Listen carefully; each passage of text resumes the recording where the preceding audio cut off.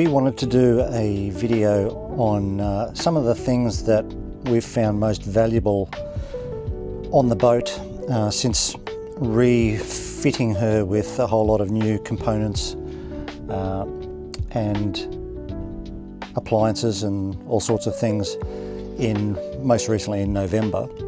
When I first bought the boat in February of 2024, a lot of the big ticket items had already been done, which was very good. You know, it had relatively new sails, a new bimini, fully enclosed with clears and screens, new tender, big solar, all those sorts of things that are quite valuable.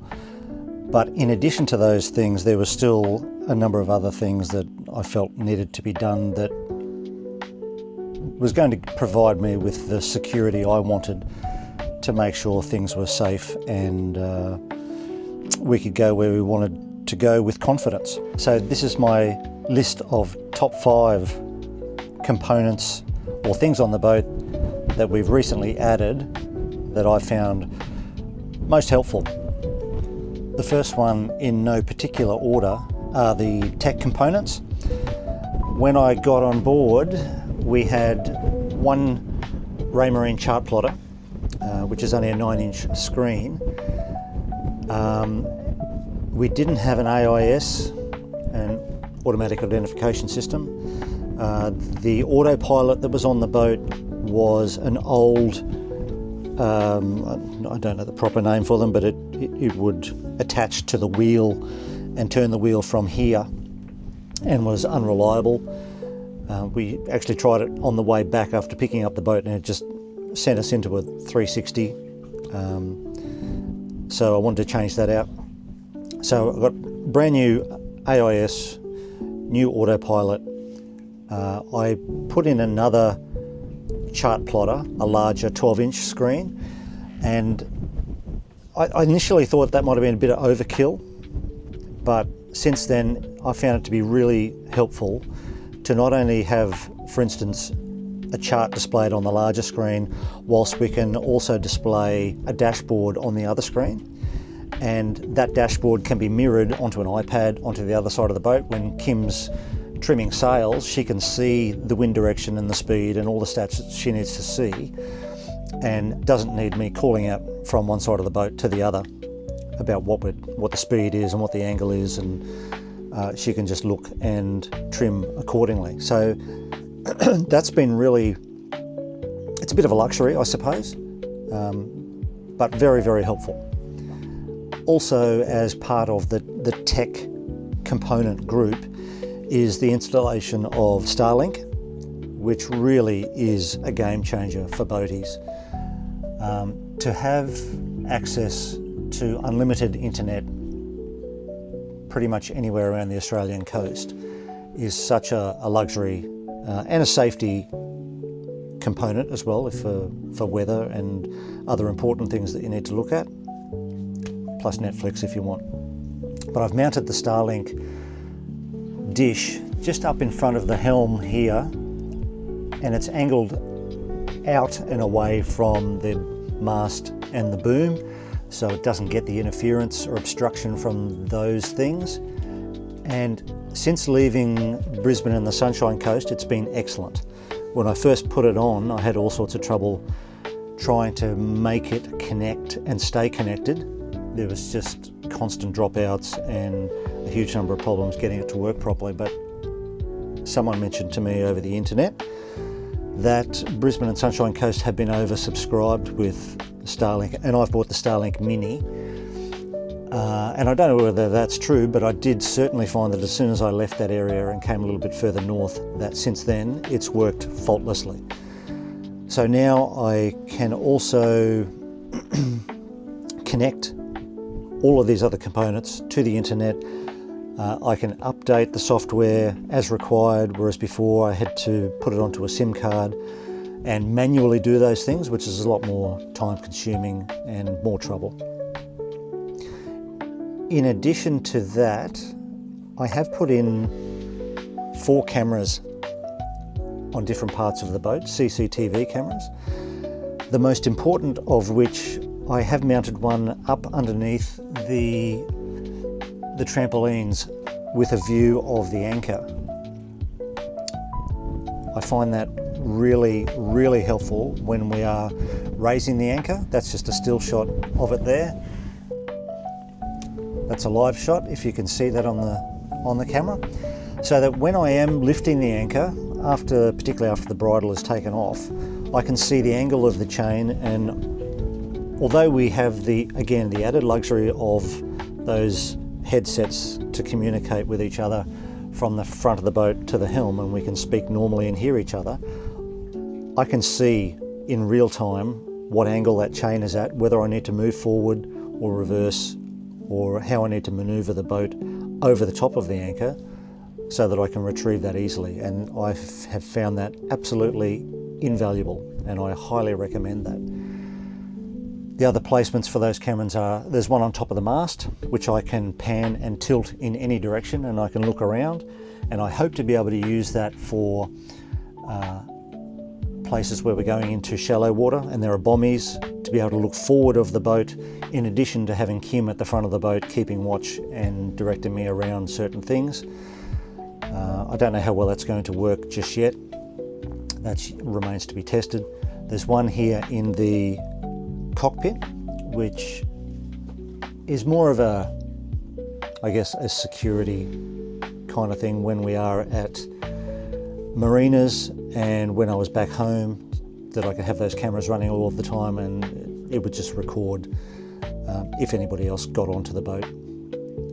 Similarly, there's one at the back of the solar arch, which points, at the moment it points out and to one side, which was capturing movement on the dock when I was back home. But we've pretty much got the whole boat covered now, and the cost of these things has now become quite cheap, and the installation is very easy.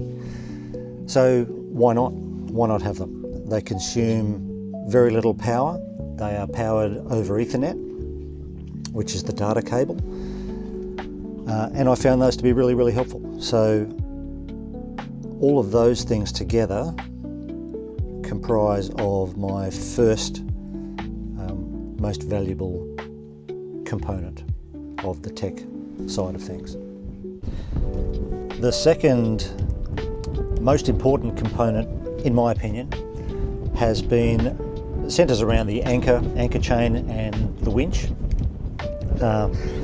First and foremost, from a safety perspective, the anchor that came with the boat is fine. It's a quality, it's a Rockner Vulcan 25 kilo anchor, and we found that to be excellent in some very dodgy conditions we've had in the past. It's held really, really well, so I'm very happy with that. But the chain that was attached to it was quite old, badly corroded. I could tell that it had been swapped around end to end to maximise the other end of that chain when it had previously been installed, because that was the uncorroded end, if that makes sense. So both ends of the chain were well and truly worn and needed replacement.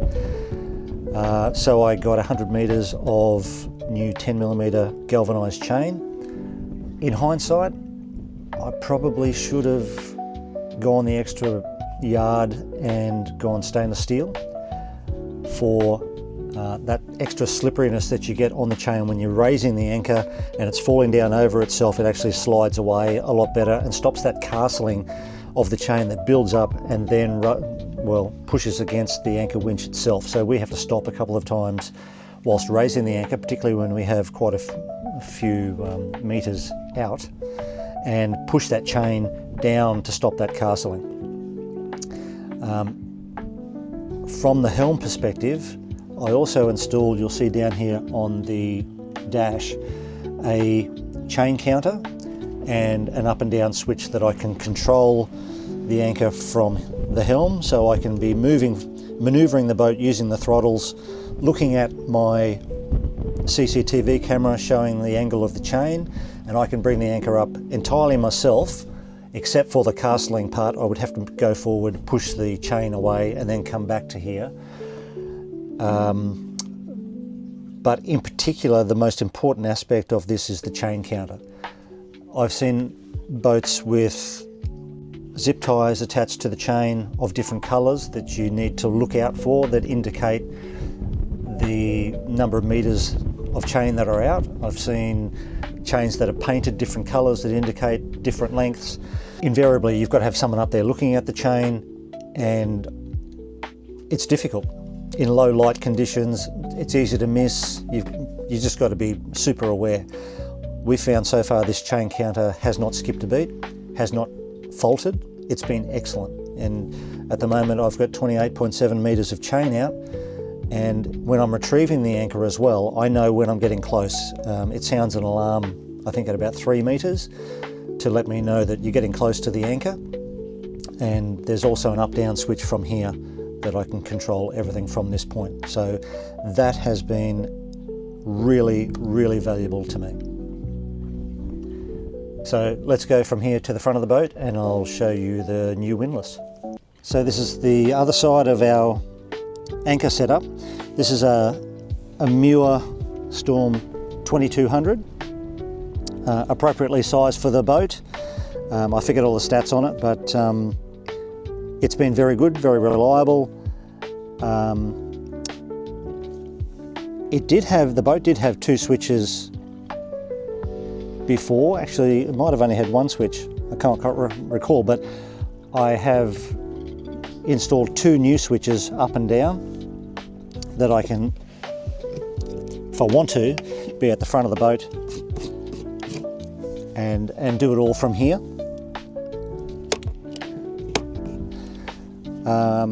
Inside the anchor locker, you can see the chain down there and the underside of the Windless that has been entirely wrapped in Denso tape, which is quite a gross, greasy tape that stops any form of corrosion. And I was quite surprised when I was getting some advice on it. You just entirely wrap the whole motor in that tape, and that will protect it for many, many years.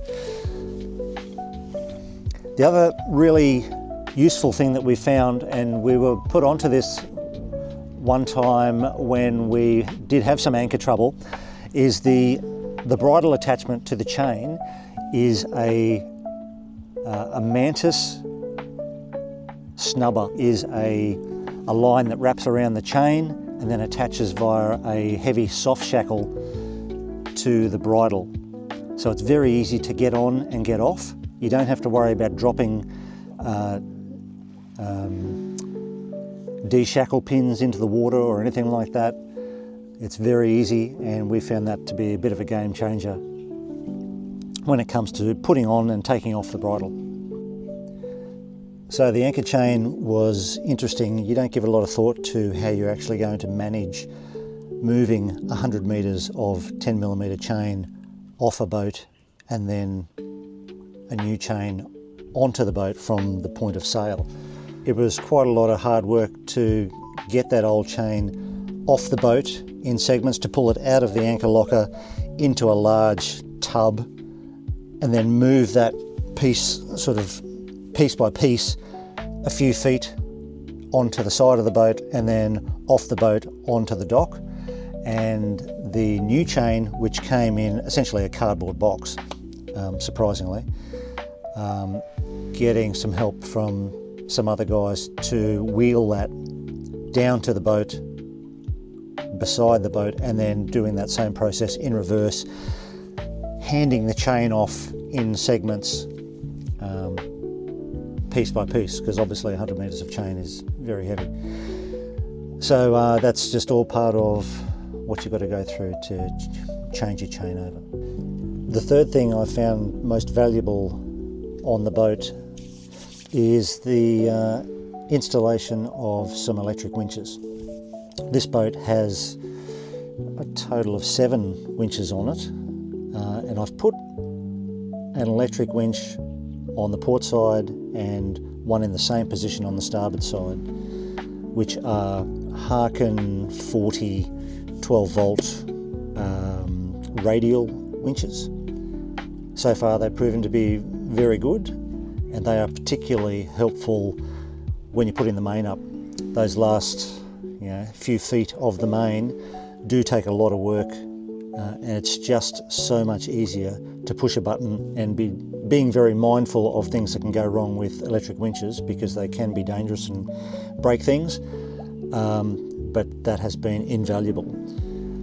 Not only for that reason, but there probably will be times when I'm on the boat alone, if Kim's off the boat, travelling or visiting people or whatever, that I can then I can then sail the boat so much easier using electric winches than just using the manual ones.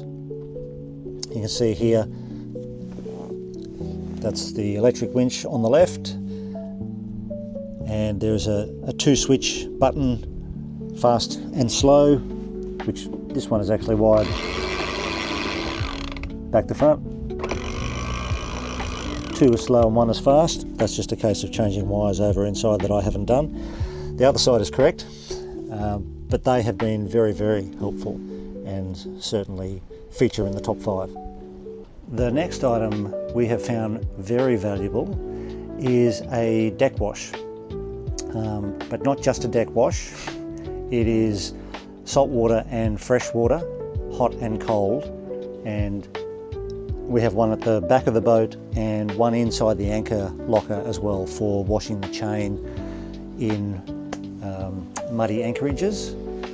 There's nothing worse than pulling up a chain that's covered in mud, all going down into your anchor locker. It just makes a huge mess, and you can keep your boat very clean up the front there, which is really important. Also at the back here, just in terms of either hosing out the cockpit, because it does get dirty very quickly.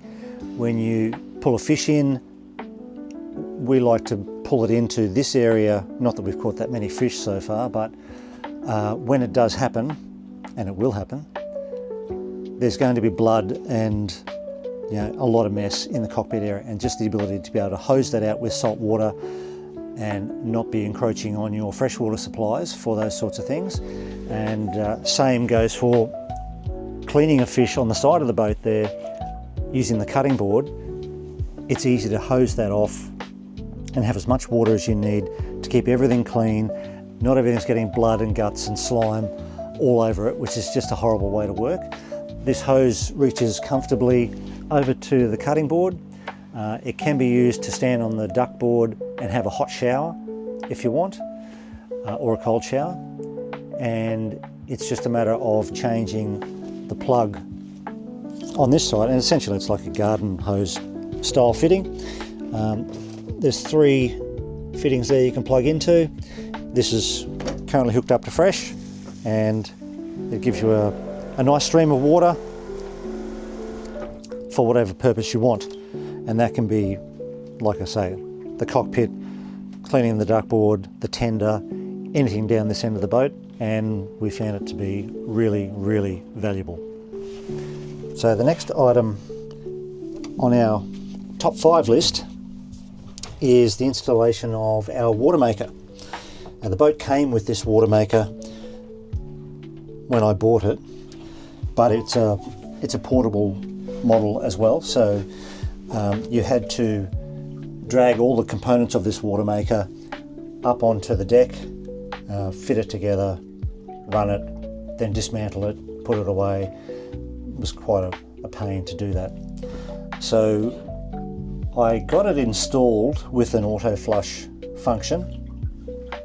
You can see the panel there that controls everything. Now it's a simple matter of merely flicking a switch to on, setting the right pressure, and then flipping a lever over to divert the water into our tanks. We don't have to do anything else. It's as simple as that. This is a Rainman 140 litre per hour AC version of the water maker. Funnily enough, the guy who installed it is anchored about 200 metres off our starboard side at the moment. Good guy. And this is working really well. so far, because we have 6 water tanks on the boat, we had to come up with a way to easily put water into any or all of those tanks at the same time. So what we've done essentially is each of those tanks has a tube from which the water pump takes water to bring to the tap. We've just reversed that function so that whatever tank we're drawing on, if we start the water maker, the water will come back through that same way into the tank. So if I have 2 tanks open and I start the water maker, both those tanks will receive water. If I have 1 tank open, just that 1 tank will receive water. And that seems to be working very well. So the whole unit fits very well into this, what is essentially the second toilet on the boat. You can see inside there the components of the system, and I won't go through in detail what all of that does right now, but it fits neatly up there. It's out of the way. When it's running with this door closed and the door to this bathroom area closed, you barely even hear it up the front of the boat, which is brilliant. 140 litres an hour, and that works very well. It draws about 1250 watts, which runs comfortably on our 3000 watt inverter. And it lets us use the washing machine, which we'll go and have a look at now. So this gets incorporated into number 5, the water maker, because they go hand in hand. It is kind of a separate component, but I only have 5 to work with, so I'm jamming it in. It is an extra item, but they kind of go together because we could never have used something like this without having a water maker on board. It would just use too much water and we'd be going back to the marina every 5 minutes to fill up again. So this is an NCE 3 kilogram washing machine, obviously front loader. You can have a 15-minute cycle or a 40-minute cycle, whatever you want, all the usual things that washing machines have, but extremely convenient to have on a boat. Again, needs to run on the inverter that we have, and it does so comfortably. It draws about 1000 watts and is fantastic. Even though it's only small, just to be able to wash a few items at a time is really, really valuable. And so those are the 5 most appreciated things. I think even though we've done many, many other things to this boat that are what I find very valuable, I think they are the most valuable to me. So if you're thinking about doing some things on your boat, you might want to consider those things, and hope that they give you some value as well. Thanks for watching.